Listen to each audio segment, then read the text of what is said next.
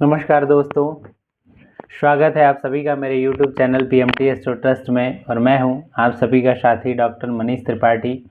और जैसा कि हम सभी ने हितोपदेश भाग 1 में 15 श्लोक तक देखा है और हम सभी के पाठ्यक्रम में लगा हुआ है हितोपदेश का मित्र लाभ और गुणवान और मूर्ख पुत्र की समीक्षा। तो हम सभी प्रथम में पढ़ रहे हैं, गुणवान और मूर्ख पुत्र में 15 श्लोक पढ़ चुके हैं। तो आज हितोपदेश भाग 2 आप सभी के सामने लेकर के उपस्थित हुआ हूँ। आगे का श्लोक पढ़ते हैं और जानते हैं कि राजा किस लिए चिंतित है। क्योंकि पाटलिपुत्र नामक नगर एक गंगा जी के किनारे था, जिसको आज पटना कहते हैं। वहाँ पर वो राजा निवास करता था, जिसका नाम था सुदर्शन। और वह अपने पुत्र की मूर्खता को देख करके बड़ा ही क्या था, चिंतित था। ठीक है, तो ये वही प्रसंग चल रहा है कि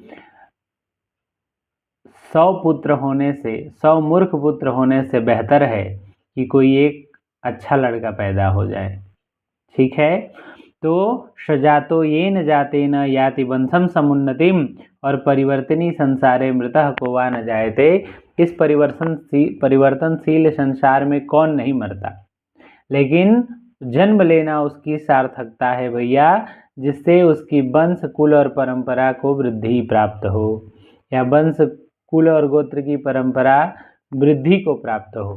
ठीक है, तो यही बात कह रहे हैं वो। ठीक है, आगे कह रहे हैं कि गुड़ी गड़ गड़नारंभे न पतति कठिन सुसंभ्रमाद्यस्य तेनाम्बा यदि श्रुति निवद वंध्या की दृषि नाम। गुणियों की गिनती के आरंभ में जिसका नाम गौरवपूर्ण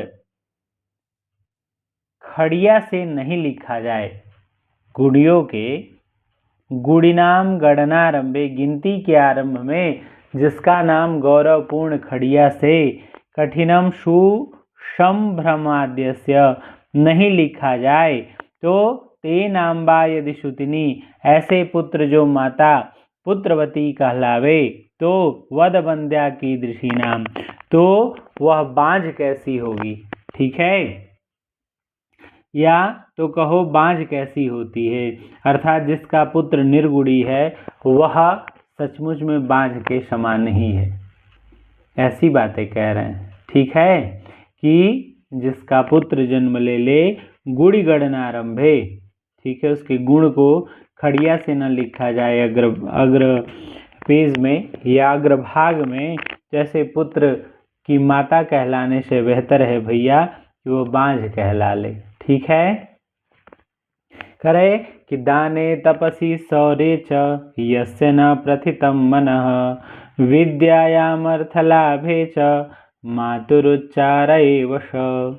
और भी कहा है कि दान में, तप में, शूरता में, विद्या के पढ़ने में और धन के लाभ में जिसका मन नहीं लगा, वह पुत्र अपनी माता के मातुरुद्यचारये वशः, मतलब वृथा मल त्याग करने के समान है।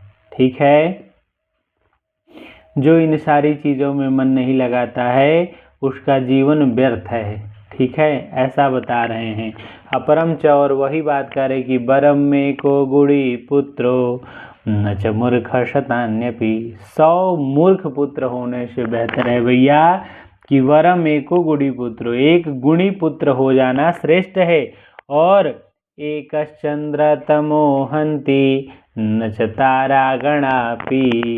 कह रहे हैं कि एक अकेला जो चंद्रमा है वह अंधेरे को दूर करता है, जबकि आकाश मंडल में ताराओं का असंख्य जो समूह है भैया, वह कभी भी प्रकाश नहीं करते। ठीक है, तो इसलिए कह रहे हैं कि वरम में को गुड़ी पुत्रो न च मूर्ख शतान्यपि एक चंद्र तमोहंती न च तारा गणायपि। ठीक है, तो इस प्रकार से 100 मूर्ख पुत्र होने से बेहतर है कि एक गुणवान पुत्र हो जाए। आई बात समझ में? यस। और आगे कह रहे हैं कि भैया कि पूरे तीर्थे कृतम ये न तपः काप्यति दुष्करम तस्य पुत्रो भवेद्वस्य समृद्धो धार्मिक शुद्धि। करें कि जिस मनुष्य, जो भी मनुष्य ने किसी पूर्ण तीर्थ में, जैसे कुंभ लगा हुआ है इस समय, कहाँ? प्रयागराज चले हम, तो कुंभ या प्रयागराज विमल तीर्थ में भैया जिस मनुष्य ने किसी पुण्य तीर्थ में अति कठिन तप किया है तो उसी का पुत्र आज्ञाकारी होता है, धनवान होता है, ठीक है, धर्मशील और पंडित होता है। ये नहीं भैया कि घर में हम आनंद ले रहे हैं और इधर उधर का लपेट घसोट के बटोर रहे हैं और हम चाहे कि हमारा पुत्र ज्ञानवान हो जाए, संस्कारवान हो जाए, आज्ञाकारी हो जाए। सुनेगा नहीं। अरे जब आपने अपने माँ बाप का नहीं सुना तो पुत्र कैसे सुनेगा आपका?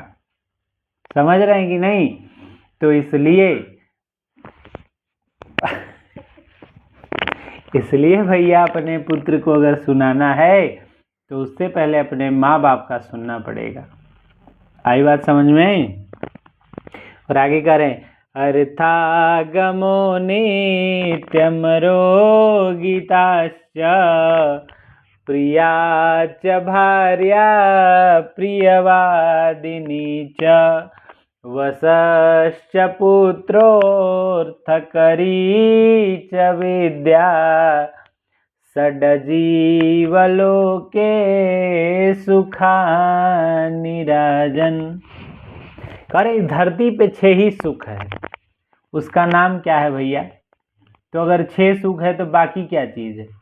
तो वो भौतिक सुख है, जिसके पाने से क्षण भर का सुख मिलता है।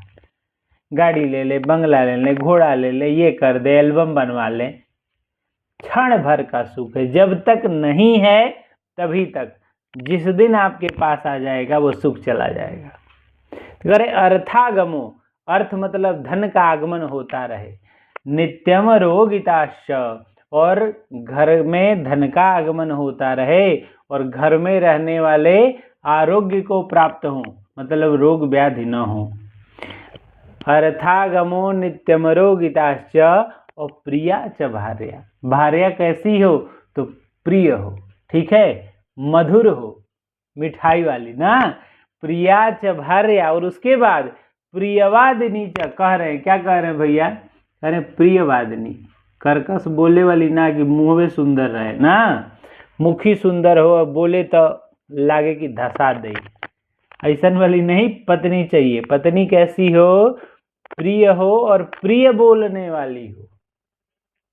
और संतान कैसी हो भैया? तो संतान वसश्च पुत्रोर्थ करी च विद्या, संतान जो है भैया वह आज्ञाकारी होना चाहिए, माता पिता के चरणों में अनुराग रखने वाला होना चाहिए, माता पिता की आज्ञा और वचनों में उसका प्रेम होना चाहिए, ऐसी संतान होनी चाहिए। वसश्च पुत्रोर्थ, ठीक है। और अर्थ करी च विद्या, जो पठन पाठन है वह अर्थ का उपार्जन करने वाली हो। तो हे राजन, इस लोक में ये जो 6 चीजें हैं, षड्जीवलोके सुखानिराजन, तो ये संसार में ही ये 6 सुख हैं, इसके अलावा कोई और सुख नहीं है। लोग पिज्जा बर्गर में ढूंढ रहे हैं, गलत है ये। क्षण भर का सुख है वो, जब तक पिज्जा मुंह में है तभी तक। मुंह के अंदर गया भैया तो पिज्जा फिर जिज्जा बना देता है। तो आगे कह रहे हैं कि को धन्यो बहुभी पुत्रई कुशूला पूरणा ढकई बरम में को कुलालंबी यत्र भी श्रूयते पिता। क्या कह रहे हैं भैया? कि कुशल नाम पात्रों से भरे जाने वाले, ठीक है, अनाज रखने के आढ़क नाम के पात्रों के समान, अर्थात बहुत भोजन करने वाले पुत्र की कौन बड़ाई करता है? अब काम धाम एको ना, लेटले लेटल 5 थरिया हुरत रह, दलियो ल, भतवो ल, रोटियो ल, तो उसकी बड़ाई कौन करेगा? अजगर करे न नौकरी, पंछी करे न काम, दास मलुका कह गईलन कि सबकर दाता राम, सत गुरु दत्त देव दत्त दाता राम, कहु रे मनवा दाता राम। तो ये कह रहे हैं भैया कि भर पेट भोजन लेके चुपचाप पड़ल रह, तो ओकर कोनो सार्थकता नहीं है। बात बुझाता? कह रहे हैं कि काम करना चाहिए, ठीक है। जिसके उत्पन्न होने से पिता संसार में विख्यात हो जाए, पिता संसार में विख्यात हो जाए, प्रसिद्ध हो जाए, वह कुल का दीपक एक ही पुत्र श्रेष्ठ है। को धन्यो बहु भी पुत्र ही, ऐसन बहुत पुत्रों को लेकर के क्या होगा जो खा के उल्टे रहेंगे, थरिया पर खा के पड़ जाए ना। कुशूला पूर्णता ढकई ही बरम में को कुलालंबी, ऐसे कुल को बढ़ाने वाले, मान सम्मान को बढ़ाने वाले वह कुल का दीपक एक ही श्रेष्ठ है भैया। यत्र विश्रूयते पिता, जिसके द्वारा उसके पिता के बारे में जाना जाता हो। आई बात समझ में? तो आगे कह रहे हैं, वह आगे मैं बताऊंगा हितोपदेश भाग 3 में, क्योंकि वीडियो लंबी हो जाती है तो आप सभी देखते नहीं हैं, तो इसलिए प्रयास है कि छोटी छोटी वीडियो बनाएं और आप सभी के सामने लाएं, क्योंकि पढ़ने के लिए भी बहुत ज़्यादा समय कहाँ है लोगों के पास, तो थोड़ा छोटा ही बना लेते हैं, ठीक है। मिलते हैं हितोपदेश भाग 3 में, तब तक के लिए जय श्री राम।